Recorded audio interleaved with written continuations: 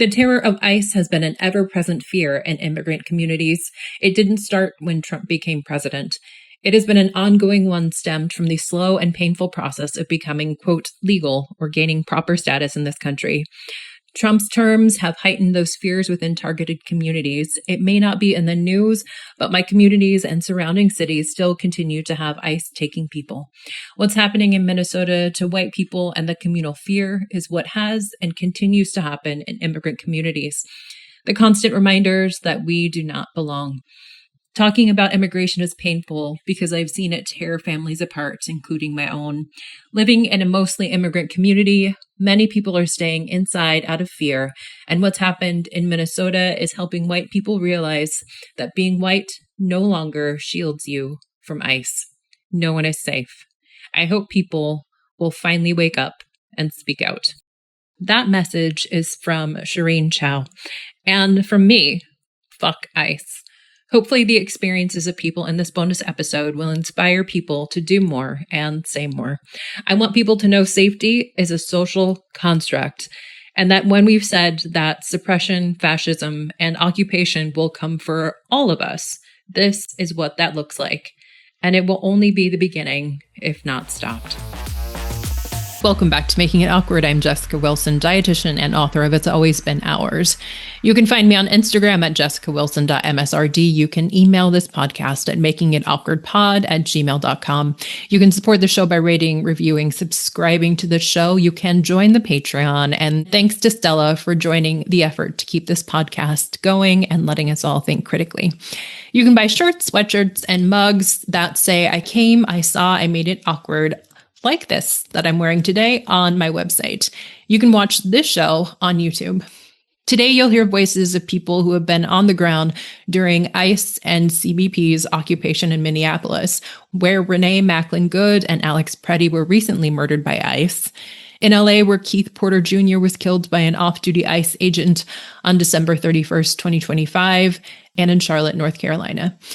You'll hear from people who are out on the streets, making sure that people's basic needs are met. This is also an episode about the power of community and is just the first to discuss the silence of the MAHA moms as children are being taken. This episode was first published January 29th, 2026.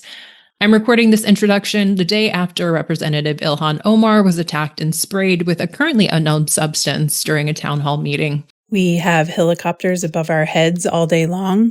And sometimes they're on the radar and sometimes they're not. And when they're not, that usually means that they're ICE. ICE has drones and they have all kinds of surveillance technology that is scary. And of course, this is nothing compared to what our immigrant neighbors are feeling. But we're all in this together and we're sticking together and they cannot take that away from us. The newest dietary guidelines for Americans came out January 6th of this year, courtesy of Make America Healthy Again. Renee Macklin-Good was murdered on January 7th. The morning of the 6th, I was in the group chat with podcast regulars Megan Saichi and Selena Salfin. We were looking at the inverted triangle that day. The following morning was much different. Hi, podcast friends. This is Selena, and I'm leaving you a voice memo from the heart of Iceland, not the good Iceland, but the bad Iceland in South Minneapolis. This is where I live and where I've lived for the 7 weeks that feels like 7 years. Is it 8 weeks now? I don't know. Anyway, of our occupation, my neighbors are scared. We're scared. We're sad. Everyone is somber, but we're all being very kind to each other. And if I had any rage left to spare, it would be directed at MAHA right now. My health has never been worse. My community's health has never been worse. We are scared. People are hiding in their homes. People are ingesting carcinogenic tear gas. People are so stressed. I don't even want to check my blood pressure right now. We are making America heart attacky again for sure. MAHA's triangle and guidelines were released with the supposed intentions to help us all live longer, while this administration was doing and continues to do the literal opposite in communities all over the country. I said I didn't want to hear fuck all from MAHA and wellfluencers until they were talking about ICE occupation. I put these sentiments on social media and was told by people in the comments these two realities are unrelated government branches and have nothing to do with each other. And I think this belief is how many within MAHA are able to continue believing that this administration actually gives a shit about the health of Americans, when it obviously does not. They're struggling with their cognitive dissonance that brings them to my account to express their big feelings. The believers are spiraling, and that gives me a bit of hope. Last week, I got the opportunity to help someone in Minneapolis whose blood sugar was high and who was having headaches. I suggested that the friend who reached out to me ask about food and hydration, in addition to the obvious stress and trauma the person was experiencing. And it turns out that the person was afraid of drinking the tap water and was embarrassed to be asking for more bottled water. Dehydration can cause headaches. Dehydration can increase blood sugar. It's these basic needs that are being addressed in communities. These basic needs are never discussed by MAHA and the wellfluencers. And then yesterday, I got to talk to someone currently in Minneapolis. She's a dietitian at a community clinic who wanted to contribute anonymously so that her clinic wouldn't be targeted. She spoke specifically about hydration, as bringing large water jugs into people's homes can be an obvious grocery delivery to a household, which can put them at risk of being detained.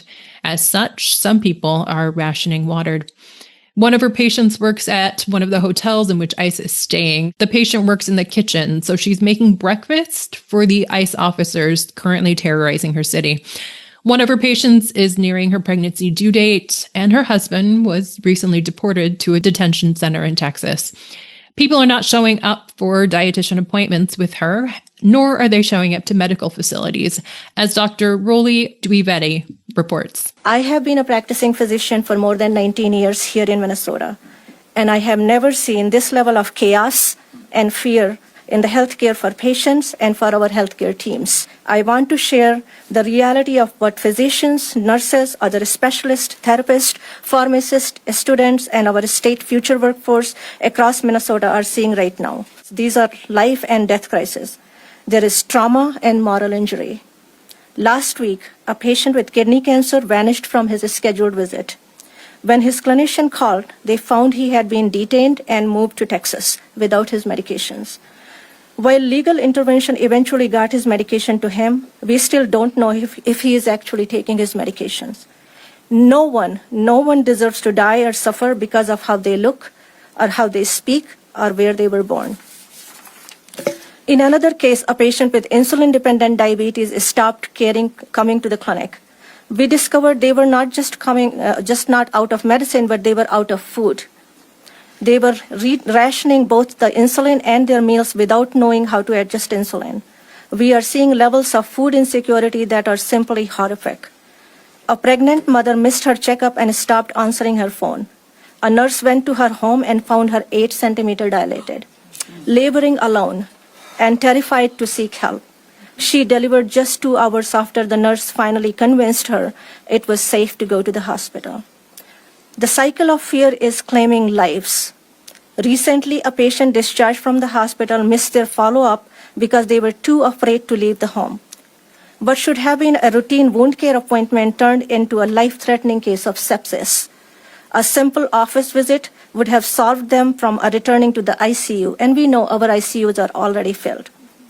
The trauma we are witnessing is horrific.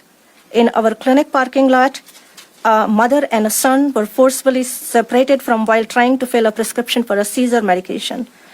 The trauma triggered a medical crisis. The son was rushed to the hospital in the midst of a seizure, whilst his mother was sent to a detention center in Texas. In Wilmer, Minnesota, fear is paralyzing the community. Families with legal status are sleeping in trucks to avoid home raids, choosing the cold and illness over the risk of suppression. One teenager nearly collapsed from starvation, surviving on a single egg in 3 days after her entire family was detained. Our places of healing are under siege. I was notified that a clinic was surrounded by masked, armed individuals and orange buses with blacked out windows.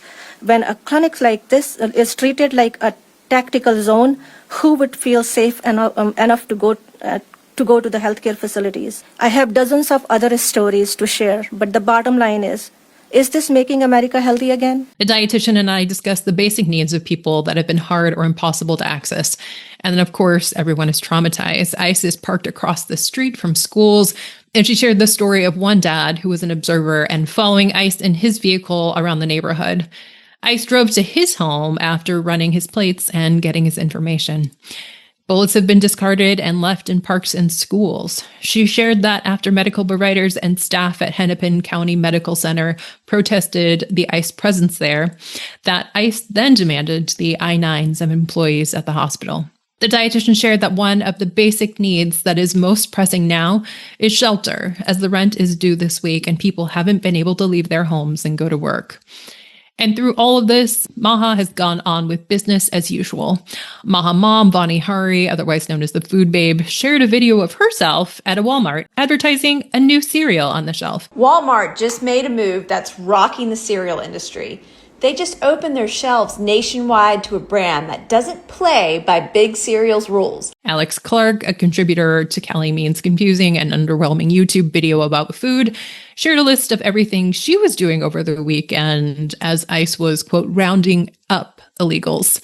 And then there's Dr. Mark Hyman, who shared that he and other wellfluencers will become contributors to CBS, something that we'll explore in weeks to come. Additionally, I posted on Instagram a quick reminder that the trauma we're watching unfolding in communities under siege impacts the physiology of individuals and their descendants. I said that many of these physiological changes will result in the diet-related chronic conditions that MAHA cites in order to gain money and power. The dietitian in Minneapolis also shared the many ways her city has been coming together. She's part of a Signal group chat with thousands of people, and she can send a license plate number to that chat and get a response about whether or not the vehicle belongs to ICE within seconds. People are trusting strangers they never would have spoken to drive them to work, school, and appointments. In addition to providing food and water to people's homes, community members are doing laundry for families who aren't able to leave their homes and go to a laundromat. One of my favorite places in Minneapolis that has stepped up is the Smitten Kitten. The Smitten Kitten is a sex-positive space where everyone is welcome. Their website says that sex-positive doesn't just mean we're really enthusiastic about sex.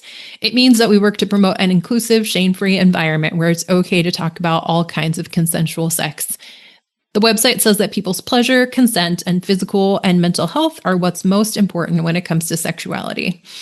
And I find it incredibly ironic and also really encouraging that a store focused on sex and pleasure is stepping in to support the health of its community when MAHA, which is supposed to be about health, says nothing when kids are being sprayed with pepper spray. Basically, what I'm seeing is just some of the best people in the world coming together to care about their neighbors and to resist this fascism so that we don't have to in other places. We hope to take care of this for you.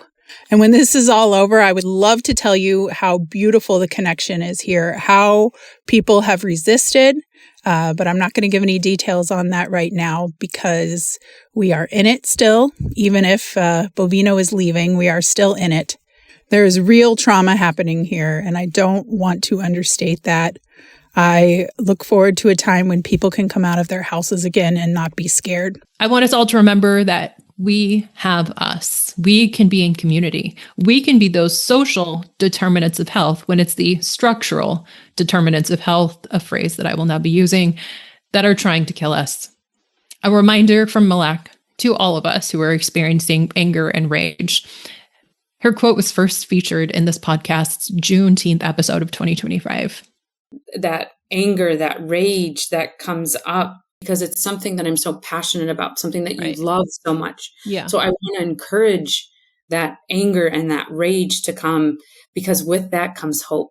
That with that, that we get to continue to resist. And I'll leave you with this story of communities coming together in Charlotte. Here's Bethany. Hey, Jessica, thank you for your call for how ICE is impacting families and communities. I'm answering as someone who was part of the efforts in Charlotte, and there was a lot of work going on the ground here before Cianbray, North Carolina, and the Charlotte Migrant Network, and a bunch of other organizations and individuals and even networks already existed. The Spanish English language school, community, parents, and everything. But we were part of a group that tried to get everybody kind of in the same place so that we could know what the other groups were doing while Border Patrol was here. And one of the things that immediately becomes apparent everywhere that Border Patrol specifically, and then ICE layered on top of that, when they show up somewhere, people don't leave their homes. There was a grocery store in Charlotte that offered free delivery to people that weren't leaving their homes. And ICE figured out who the grocery store was and then would just follow the delivery van and then try to catch people who came to the door to get groceries. So there were hundreds of people over the city, my family included, who were getting linked up through people in these chat groups one-to-one. We would go through an approval process, and especially to be like considered community members with some of the groups, we did background checks and did a bunch of other checks before we could be approved. And then we would be given the grocery order, and then we would usually send a picture of the grocery order in our car or wherever we were gathering it to deliver it, and then we would get the address. And I took my kids with me a number of times to do this because we were doing deliveries in areas where Border Patrol and ICE hadn't been reported that day. And because I wanted my kids to understand that this was really impacting people's lives and that these were our neighbors and that we would never stand for this. And we would go to the grocery store, get what people needed, and then we would drive it out to where the family was. And then I would usually need to text my contact person so they could text the person and say, hey, this person is here. We would give them a description or send a picture of ourselves so they would recognize our face. They would know our name, and we would not get their personal information. But this is the way that we got food to hundreds of people. There was also a community we worked with that ran a clinic that did not ask for people's immigration status, did not require insurance or anything like that, and provided mental health care as well as health care. They had a food pantry that was running really low, and my family spent a Saturday, gathered money from our friends, went to Costco and tried to fill the pantry for them so that they could give it directly to people that they had contact with and were meeting in the community. And these are just a few stories. People were showing up in so many different ways in Charlotte, in ways I'm really proud of, in ways that I never thought of, in ways that I was happy to contribute to and support and go along with. But I think people really don't realize that when people are afraid, they will choose not to eat to be safe. And that means their children are not eating so that their children can be safe. And that means that pregnant people and diabetic people and elderly people and just regular people with no chronic illnesses are choosing not to eat. And choosing not to eat or to go without food or to wait a long time to eat again, those are detrimental to people's health. I know you know that, but just I don't know that people are thinking about the basics. People weren't getting their medicine. People weren't going to the doctor. People were dying, and they were dying at home, and we would hear about it. And it really felt like we weren't doing much by bringing people food. But the people knew that we were thinking about them.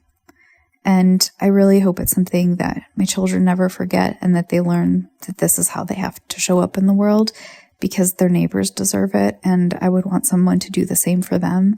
And we take care of each other. This is Making It Awkward. I'm Jessica Wilson, dietitian and author of It's Always Been Ours. You can find me on Instagram at jessicawilson.msrd. You can email the pod at makingitawkwardpod@gmail.com. This podcast is edited by Jen Jacobs, who is definitely a part of this podcast community and mine. The show is supported by Patreon members and the Legacy of Sacramento Outboard Services.